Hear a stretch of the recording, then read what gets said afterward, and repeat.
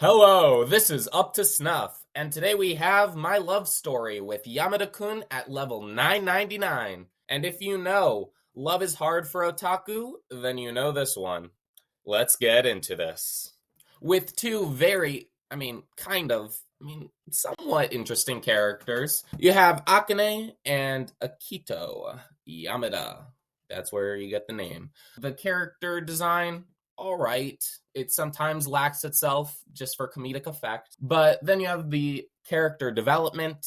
For the first half of the season, or series, I guess, because there's no shot this is getting another season, it's pretty dull. Not much happens, honestly. It just talks about them playing video games, which, neither here nor there. I'm not going to say it's bad plot content, but I'm not going to say it's terribly interesting or necessarily even moves the plot that much further. At least with their connection. I know there needs to be general setup, but that was probably not the best way to go about it. So I'm aware that the show is partially about video games, but if they didn't have that aspect in there, I think they could have used a lot more of those episodes to grow a romance that really could have gone a lot further than one might hope. I'm not going to put it in any high category, so if you're looking for a B+, this is not the show. They use a lot of very simplistic and average trends. Some stuff is just going to the very bare basics. They have a bunch of episodes about them being sick, and those are some of the episodes that push the plot. We've seen that in the early 2000s. Just to make it clear, their dynamic is by no means bad. And yes, it's a lighthearted romance, but even lighthearted romances deserve a chance for the main characters to have a much closer connection. I felt like at their age, they're not 15, they're 20. At least Akane is. Is he? We don't know. But around that age, they're not in middle school or high school. They're in college, and they shouldn't be beating around the bush for half the series. At least I don't think that.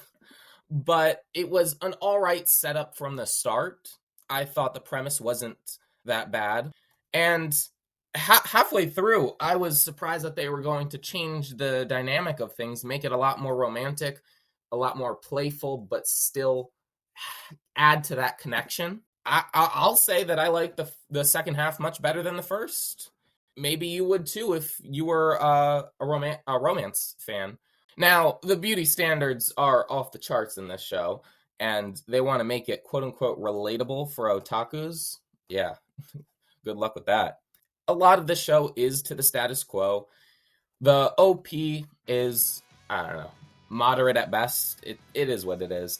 I don't know. I personally think the ED is pretty nice to listen to after completing an episode, but that's just me.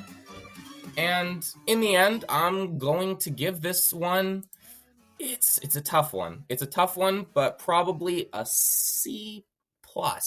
Now, I do want to make it clear that that's not bad by any means. That was actually a fairly successful series. Now, C+, it's kind of in the same realm of something like Maid-sama or Golden Time in terms of quality.